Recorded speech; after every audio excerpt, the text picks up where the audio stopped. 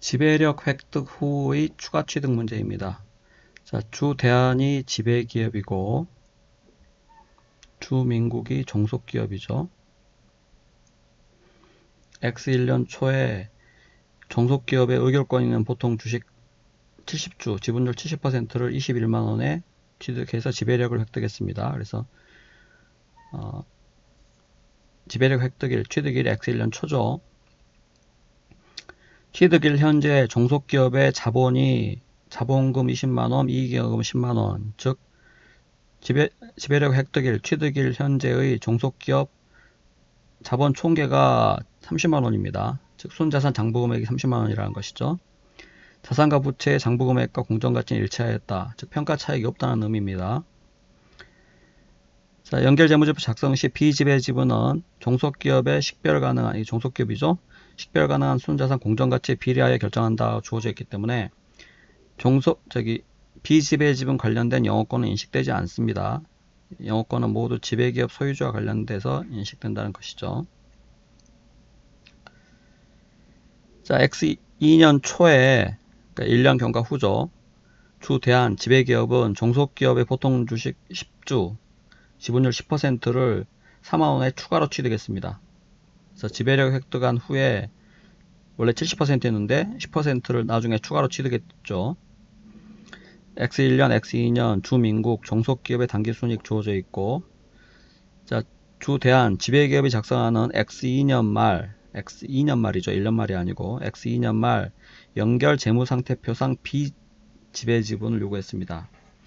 자, 비지배 지분 구하는 문제는 두 가지 방식으로 접근할 수가 있죠.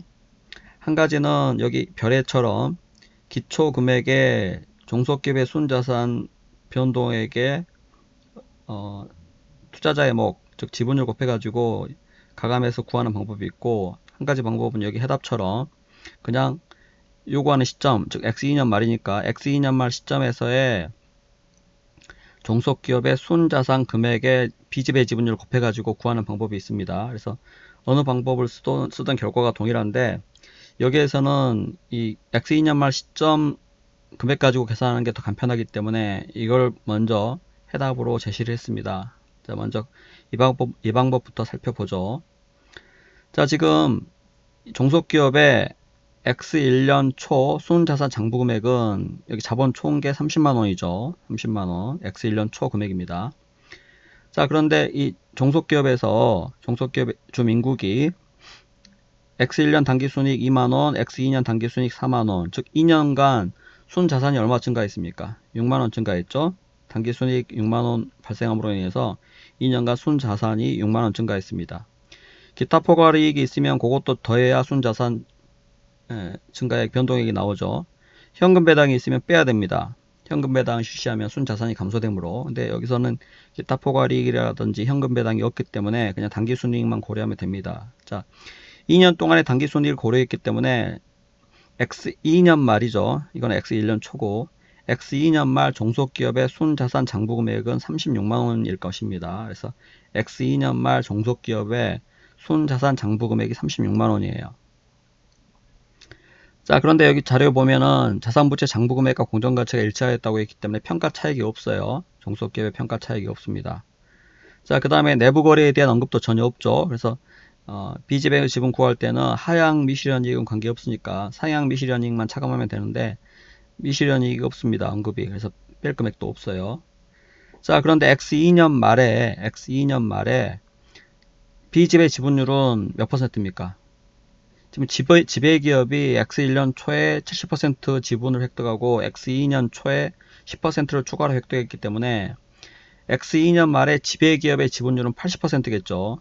거꾸로 이야기하면 X2년 말에 비지배 지분의 지분율은 20%일 겁니다. 그래서 X2년 말 비지배 지분의 지분율은 20%이고, 자, 그 다음에 회사가 비지배 지분을 종속기업의 식별 가능한 순자산 공정가치에 비례하여 결정하고 있는 이런 경우에는 비지배 지분에 대해서는 영업권이 인식되지 않습니다. 그래서 제로죠. 비지배 지분의 영업권은 제로입니다. 그래서 계산하면 72,000원인데 따라서 X2년 비지배 지분 금액이 72,000원, 답이 5번입니다.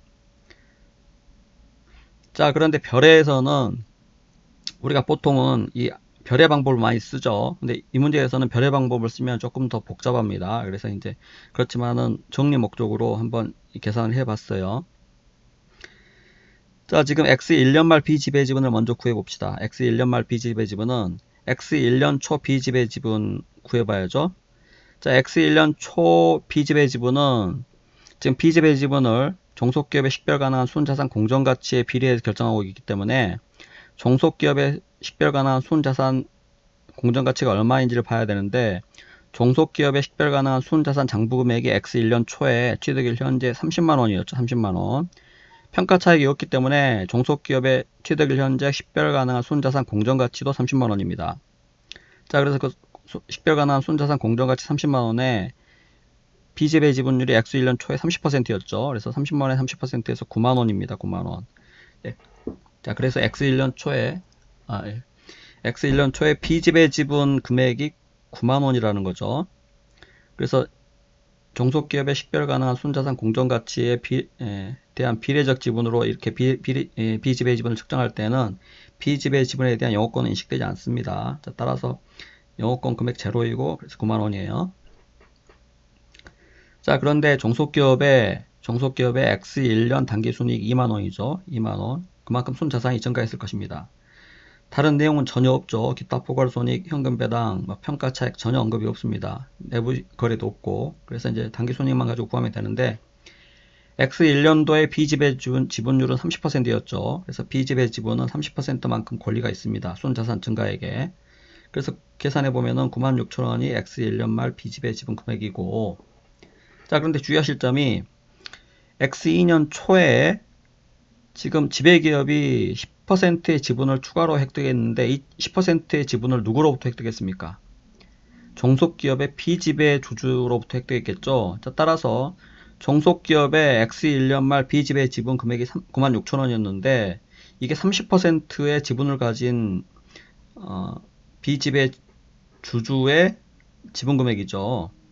자, 그런데 30% 중에 10%를 추가로 취득했기 때문에 비지배 지분 입장에서는 30%의 지분이 20%로 감소됐겠죠. 근데 30%의 금액이 96,000원이니까 결국 20%의 금액은 얼마입니까? 이 금액의 3분의 2 해야죠. 그래서 96,000원에 3분의 2 하면 64,000원인데 이 20%의 금액이 64,000원, 요게 X2년 초의 비지배 지분입니다. 왜냐하면 지배기업에서 종속기업의 지분 10%를 추가로 취득했기 때문에 X 1년 말 비지배 지분은 96,000원이지만 X 2년 초 지배기업의 10% 지분을 추가로 확보한 후에 비지배 지분은 그 전년도 말 금액의 3분의 2에 불과하다는 거죠. 그래서 64,000원입니다.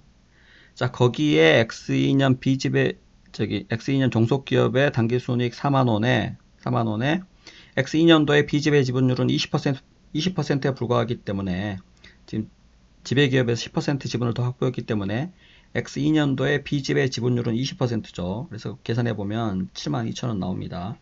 그래서 이렇게 계산해도 72,000원이에요. 그래서 이 문제는 어떻게 계산해도 되는데 이 해답처럼 풀이하는 게 훨씬 더 간편하죠. 그래서 이제 해답처럼 계산하시면 되는데